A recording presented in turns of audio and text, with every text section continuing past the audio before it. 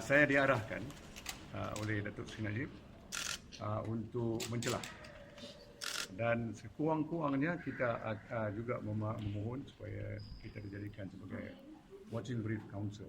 Okay? Tetapi saya rasa mencelah lebih sesuai sebab interest Datuk Seri Najib adalah direct, sebab ada macam-macam allegation yang dilemparkan di dalam affidavit dan dalam permohonan yang dikemukakan untuk review yang melibatkan Datuk Seri Najib. So dari segi itu memang it is obvious. You cannot make condemnation against anybody, and the court cannot make decision against anybody who is condemned in the proceedings without that person being in the court to be given the right to answer, right? Because as far as our client is concerned, this is an application based on an affidavit, and he has, as you can see from his reply, he has totally denied everything that has been alleged. That's first of all. Secondly, you will note that this allegation is raised for the first time after 10 years, right? And thirdly, you will note this is an allegation that is made virtually on the last, or rather on the 11th hour when Azila was expecting to be executed. Sentence of death has been handed down, and I think for several years now.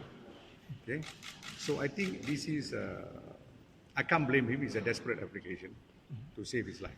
Okay, but what I can blame him is to implicate my client and one other person when there is not a shred of evidence since 10 years ago. Since 10 years until now, there has never been a single piece of evidence against my client. There's not even a talk by any witnesses during the trial. This trial went through 3 processes. So how come suddenly there is this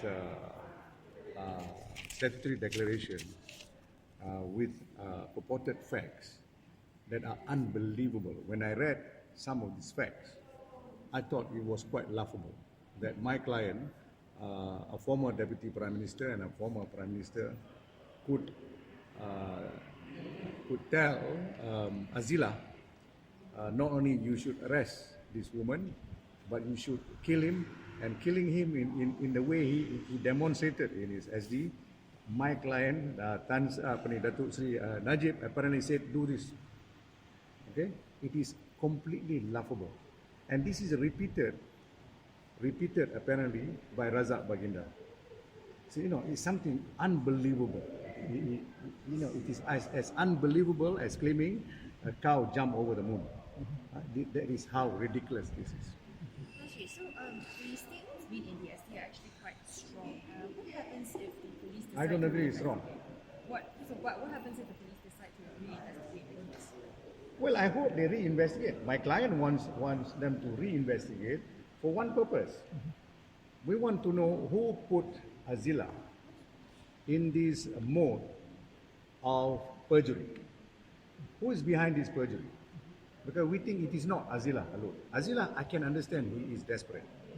But who is behind Azila in trying to put my client? Because I think they can see that the cases of SRC and 1MBB is not going far in terms of speed. Quite obviously, the judges are doing